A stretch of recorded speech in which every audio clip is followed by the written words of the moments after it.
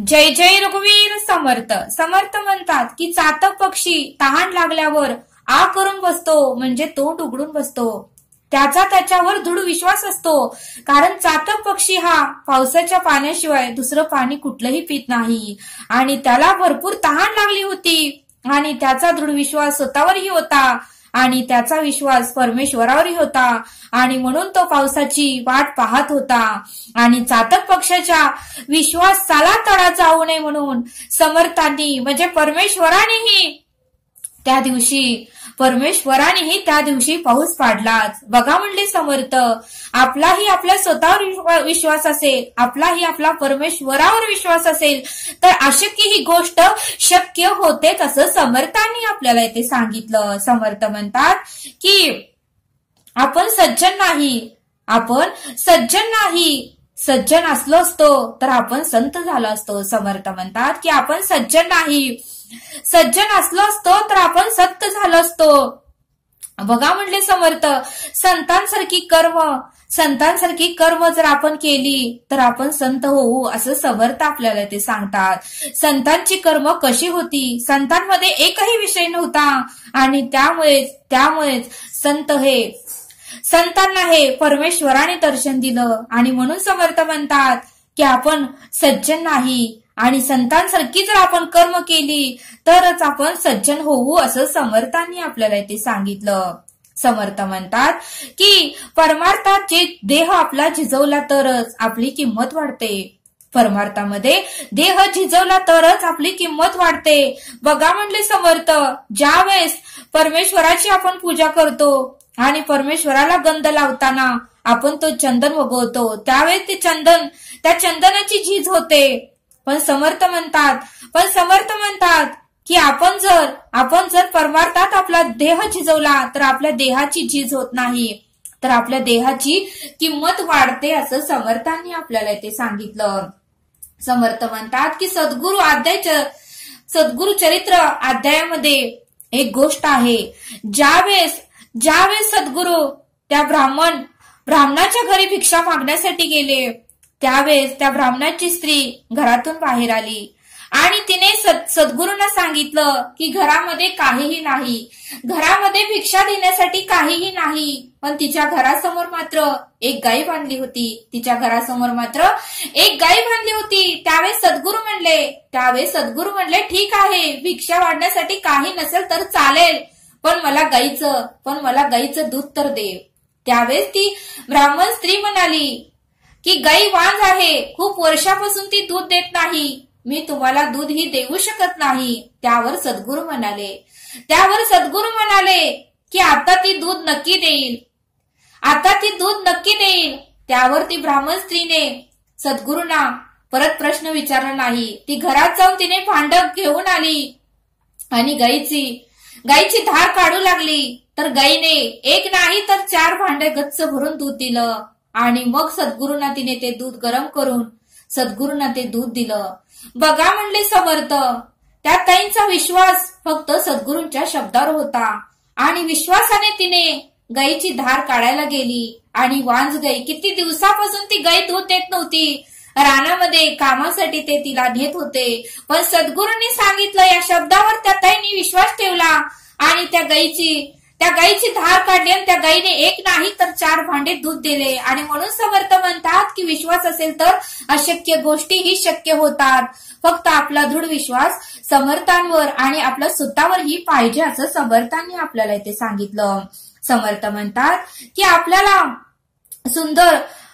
सुंदर दिसा वाटतं, चांगलं राहावंसं वाटतं, चांगली साडी घालावी वाटते, सगळ्यांनी आपल्याला चांगलं म्हणावं, सुंदर म्हणावं असं वाटतं, पण समर्थ म्हणतात की आपल्याला मात्र चांगलं बोलावं असं का वाटत नाही, आपल्याला मात्र चांगलं बघावं असं का वाटत नाही, आपल्याला मात्र चांगलं ऐकावं असं का वाटत नाही आणि आपल्याला मात्र इतरांसाठी चांगलं करावं असं का वाटत नाही असं समर्थांनी आपल्याला इथे सांगितलं. समर्थ म्हणतात की आपल्याला वाटतंय की सगळं काही सुख असावं, सर्व वस्तू मला मिळाव्यात, भरपूर पैसा मला मिळावा आणि मी नेहमी सुखात असावं असं आपल्याला वाटतं, पण समर्थ म्हणतात की आपली कर्म ही सुंदर असावी असं आपल्याला का वाटत नाही.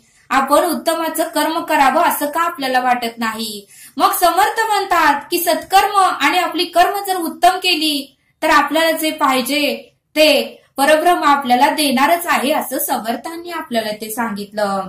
समर्थ म्हणतात की आपला देह म्हणजे किल्लाच आहे. आपला देह म्हणजेच किल्लाच आहे. या देहातल्या एका जरी अवयवानी जर वाईट कर्म केलं तर हा किल्ला अवगुणामध्ये ढासाळतोच.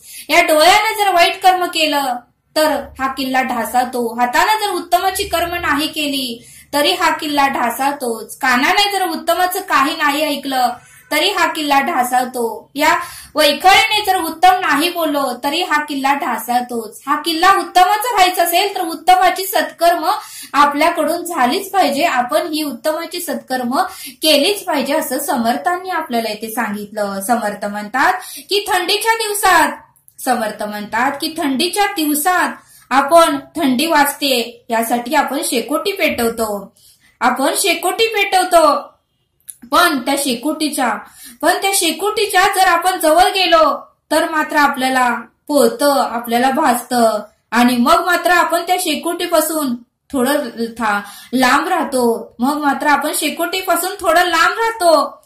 लांब बसतो. मग समर्थ म्हणतात की त्या शेकोटीकडे जाऊ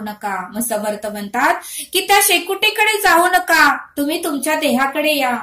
या देहाने 8 विषयांचा जर जास्त वापर केला, 8 विषयांच्या जर जास्त जवळ गेला तर हे 8 विषयही आपल्याला त्रास देणारच आहेत. आपली पुण्याही कमी करणारच आहेत असं समर्थांनी आपल्याला इथे सांगितलं. समर्थ म्हणतात की लहानपणी कान नाक हे लवकर टोचलं जातं. का तर मोठे झाल्यानंतर आपल्याला त्याचा त्रास होतो. लहानपणी त्वचा ही कवळी असते म्हणून लहानपणीच बाळाचं नाक आणि कान टोचलं जातं. तसं समर्थ म्हणतात की लहानपणापासूनच आपल्याला परमार्थाची सवय पाहिजे. लागली पाहिजे तरच आपल्याला मोठेपणी त्याचा त्रास होणार नाही. आपोआप आपला देह परमार्थाच्या दिशेने वाटचाल करेल असं समर्थांनी आपल्याला इथे सांगितलं.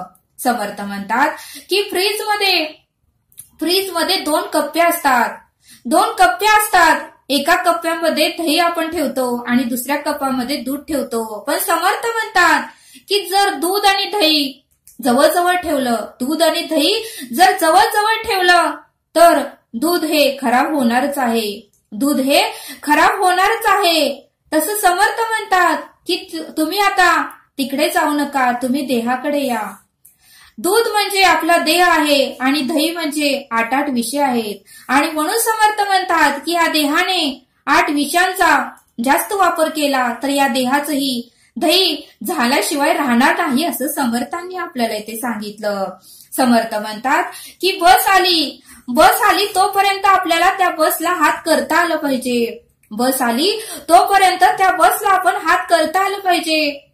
एकदा का ती बस निघून गेली, एकदा का ती एसटी गेली की आपल्याला धूळ बघत बसावी लागेल. मग आपल्याला मात्र धुळाच बघत बसावा लागेल. तसं समर्थ म्हणतात की आपलं आयुष्यही तसंच आहे. जोपर्यंत आपलं आयुष्य आहे, जोपर्यंत आपण या धर्तीवर आहे तोपर्यंत आपण परमार्थ केला पाहिजे. एकदा का आयुष्य संपलं की परत मात्र काहीही उपयोग नाही. असं समर्थांनी आपल्याला ते सांगितलं. समर्थ म्हणतात की ज्यावेळेस सद्गुरु चरणापाशी आपल्याला तुळशीचं पान लावायचं असतं त्यावेळेस मात्र आपण तुळशीच्या झाडाकडे जातो आणि चांगलं कोणतं पान आहे ते अगोदर चेक करतो आणि उत्तमाचं पान, मोठं छान सुंदर दिसणारं पान तोडतो आणि सद्गुरु चरणापाशी लावतो. तसं समर्थ म्हणतात की आपणही आपल्याला चेक करायचं आहे. आपणही स्वतःला आपण चेक करायचं आहे की आपण किती चांगले आहोत, आपली कर्म किती चांगला आहे, आपला स्वभाव किती चांगला आहे, आपण इतरांशी कसे वागतो हे आपणही स्वतःलाही चेक करायचं आहे असं समर्थांनी आपल्याला इथे सांगितलं. आणि म्हणून समर्थ म्हणतात की या विषयांचा वापर कमी करा असं समर्थांनी आपल्याला इथे सांगितलं. समर्थ आपल्याला एक बोध देतात. एक राजा होता आणि त्याच्याजवळ भरपूर काही सोनं दागिनं खूप होतं. त्याला अधिक सोनं, त्याला मात्र सोन्याचा फार लोभ होता. एवढं मात्र भरपूर सोनं असूनही तो लोभी होता. अजून सोनं असावं असं त्याला नेहमी वाटत होतं. अजून सोनं असावं असं त्याला नेहमी वाटायचं. आणि त्यावेळेस मात्र त्याच्या खजिन्यामध्ये भरपूर सोन्याचा साठा होता. तरीही त्याला वाटत होतं की अजून सोनं असावं. एक दिवशी मात्र त्या राजाला एक साधू भेटले. एक दिवशी मात्र त्या राजाला साधूंची भेट झाली. त्यावेळेस त्या साधूंनी त्या राजाला विचारलं की तुला काय पाहिजे ते सांग, मी तुला देण्यासाठीच आलो आहोत. मग त्या राजाने काहीही मागू शकला असता. तो मोक्ष जरी मागितला असता तरी साधूंनी दिला असता. पण राजाला काय मागावं हे कळालंच नाही. राजा म्हणाला की मला असं काहीतरी तुम्ही द्या की मी ज्या वस्तूला स्पर्श करीन ती वस्तू सोन्याची झाली पाहिजे. मी ज्या वस्तूला स्पर्श करीन ती सोन्याचीच झाली पाहिजे, असं तुम्ही मला द्या. त्यावेळेस साधू म्हणाले ठीक आहे. राजाला ठीक आहे. आणि साधू तेथून निघून गेले. साधू म्हणाले उद्या सकाळी सूर्याच्या पहिल्या किरणाबरोबरच तुला ही सिद्धी प्राप्त होईल आणि तू ज्या वस्तूला हात लावशील ती वस्तू सोन्याची होईल. राजालाही आनंद झाला. आणि दुसरा दिवस उजडला. दुसऱ्या दिवशी त्याने उठल्याबरोबर पलंगाला आणि कपड्यांना स्पर्श केला. ते सगळ्यांचं सोन्यात रूपांतर झालं. त्याने खिडकीतून बाहेर पाहिलं. त्याची मुलगी बागेत खेळत होती. त्याची मुलगी ही बागेमध्ये खेळत होती.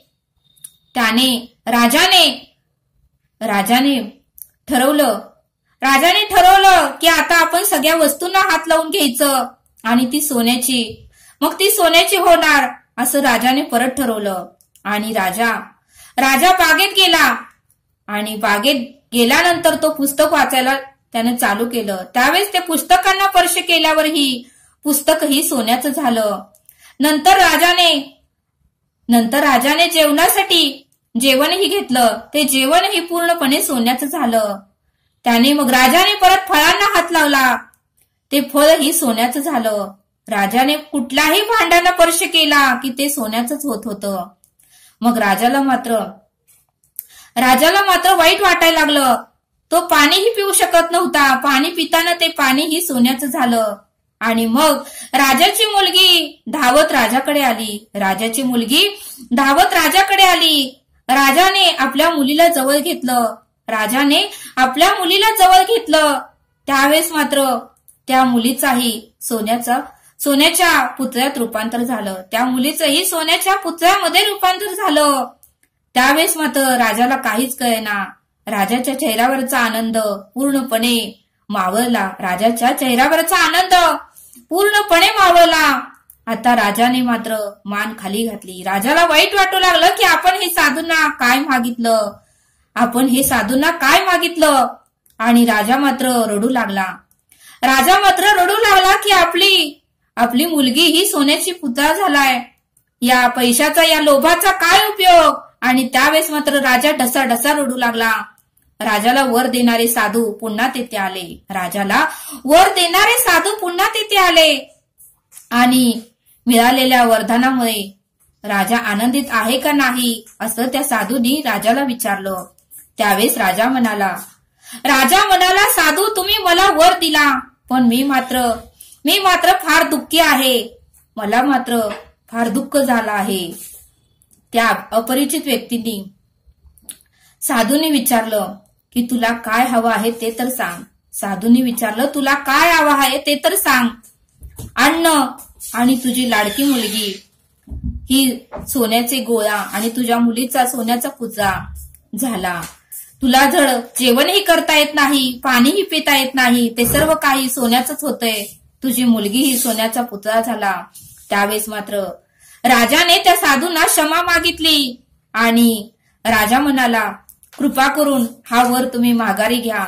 मला हा वर नको आहे आणि माझी सर्वात मोठी संपत्ती म्हणजे माझी मुलगीच आहे. मी माझ्या मुलीवर खूप प्रेम करतो. माझा जीव की प्राण माझी मुलगी आहे आणि ती मला तुम्ही परत द्या.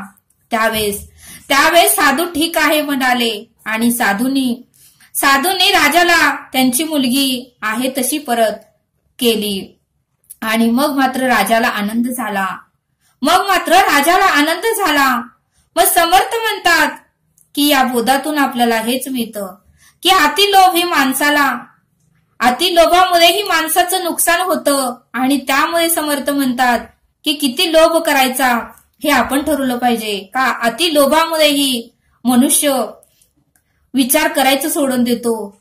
त्याला उत्तम काय, चांगलं काय, वाईट काय याचं त्याला जाणीव राहतच नाही. आणि म्हणून समर्थ म्हणतात की अतिलोभामुळेही मनुष्याचे नुकसानच होते. आणि म्हणून समर्थ म्हणतात की या लोभामुळेच मनुष्याच्या वाटेला दुःखच येतं.